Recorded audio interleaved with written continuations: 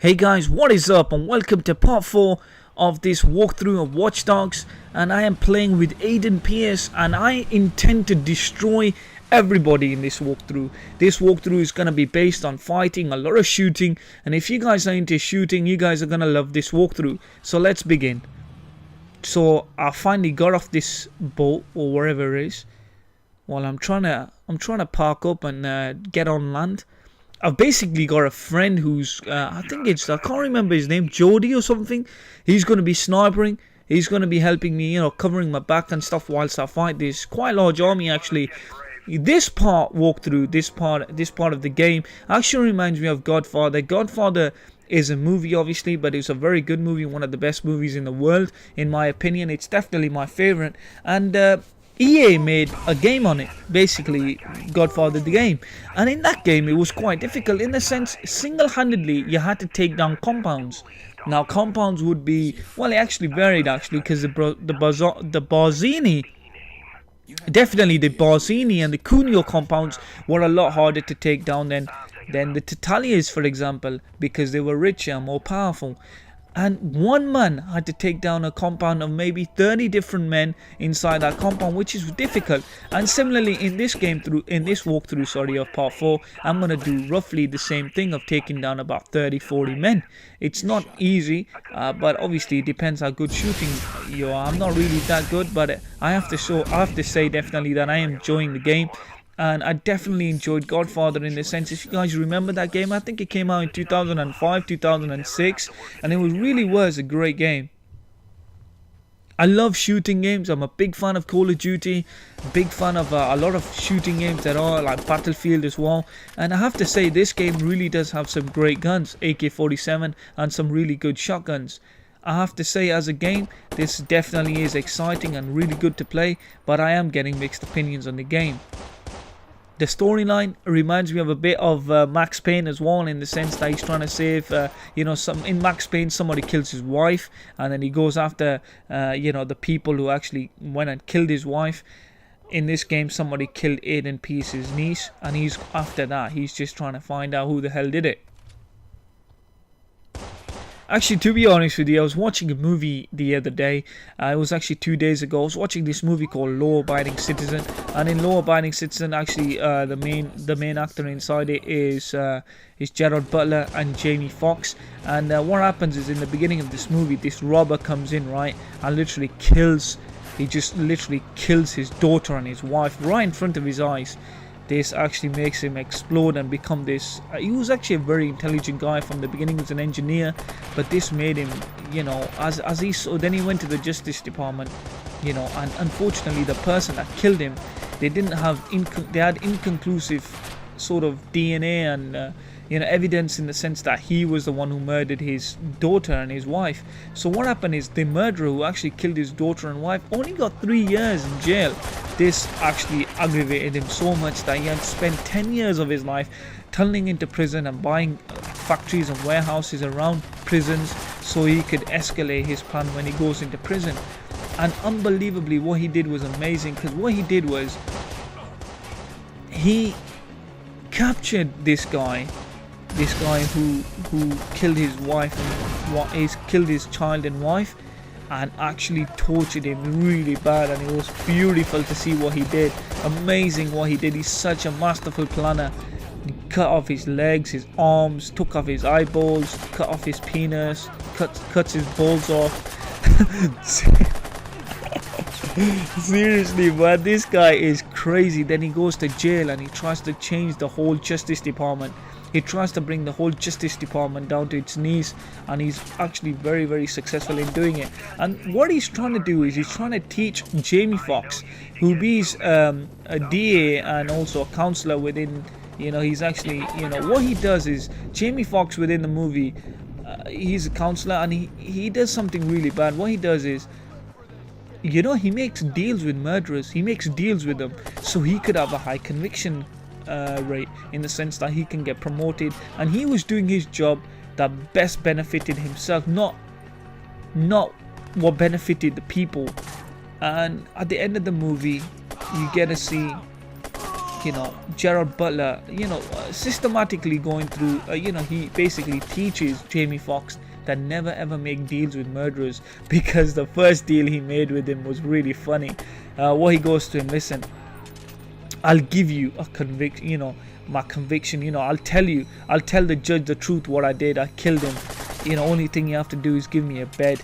And after he gives him a bed, then he makes him another deal. He's like, listen, I've buried his attorney. I can tell you where he is. Only thing I want from you is a steak, please. Can I have a steak? A medium rare steak with, I'll have all the pomfrets and buttersquash and he's... It's amazing. But at the end of the movie, Gerard Butler dies. And what you've got to remember is that movie, the whole gist of the movie was do not make deals with murderers and carry out justice correctly. In the sense, forget a good conviction. It's not about having a good conviction. It's all about serving justice and being a good person and doing your job properly that best benefited the world, rather than getting promoted. Because in this day and age, seriously speaking, a lot of people are chasing money, and unfortunately sometimes the money blinds them and they don't really perform their job with their passion, and they don't perform their job with the way they're meant to be doing. This is really sad because it's been happening for quite a long time. But you know what, the world has really changed. I mean, I live in the UK, and I have to say 20 years ago, generally speaking, people were a lot more outgoing, a lot more socializing. None of this Facebook and all this. It'll be direct socializing. They'll be coming to your house, you'll be going to their house, you'll be playing sports. But the world is changed in the sense that everything is money oriented nowadays. You really need money because house prices have gone sky high, bills are getting sky high, and it's not like wages have increased. So this has really put a lot of pressure on people, and people are running after money. This is what the world has become now. Back in the days, it wasn't like that. Houses were cheap, bills were cheap, food was cheap, and everything was relatively good. Life was good. However, because life has changed so much, and everybody's running after money, you really get certain people in certain occupations that are there just for the money and not for the love of their job. It's unfortunate, really, but this is just what we're living as today. It is unfortunate. But anyway, what do you guys think about YouTube on the whole? I mean, there's some people earning a lot of money on YouTube. There's some people who are earning pennies on YouTube but still do it. I think, seriously speaking, it's a hobby of mine, and I really like doing it and enjoy the interaction with subscribers and stuff like this. And I have to say, there are quite a lot of money opportunities out there in this world now. You can literally get a job in so many different fields, but it's hard to get them jobs now because of the stiff competition out there. But I want to know, if you guys enjoy this game, what you guys think about it and stuff like this. Because, truth be told, I am liking this game, man. This is a good game to play. I have to say that. What's a couple of bottom feeders doing at the stadium? Doing a deal without cutting us in? Think we don't have friends in high places? They expect a cut too. No, I told you already. I haven't come to a full-on conclusion which is better between this and GTA. I honestly think there's no game with a bigger franchise or a bigger name than GTA. It's one of them games that everybody plays. It's amazing, that game. Seriously, everybody from all kinds of people play that game, and I have to say the name that's got, no one's got. And their fifth franchise came out. I mean, that was amazing. Their GTA 5, that was amazing. San Andreas is definitely one of my favorites as well, and Vice City was a personal favorite. I love the way in the beginning you sit inside that taxi and Billie Jean comes on. Just epic. But I really enjoyed Watchdogs. I love using the shotgun. It is a lot of fun to use this gun. It is a lot of fun. Watch your back.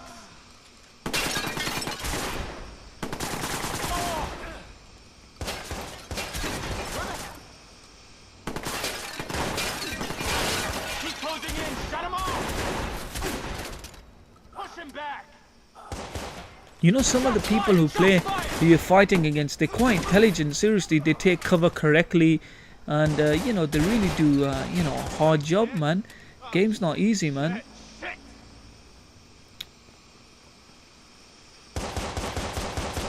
I love them execution kills.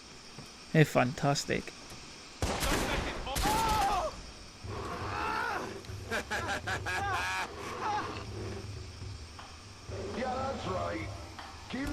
I'll be right there. I tell you what, man, this guy is a beast, man. He's got a full-on armored suit. He's basically a juggernaut or a proper armored person, and he causes a lot of trouble, and it's quite hard to take this guy down, even if you got a pump-ass shotgun like mine. Anyway, I hope you guys can smack that like button and comment below and just tell me what you guys think about the game and what you guys think about YouTube on the whole and everything like that. And thank you very much for watching, and I hope you guys can subscribe and stuff like that. Thanks. This guy is a nightmare, seriously, to take down.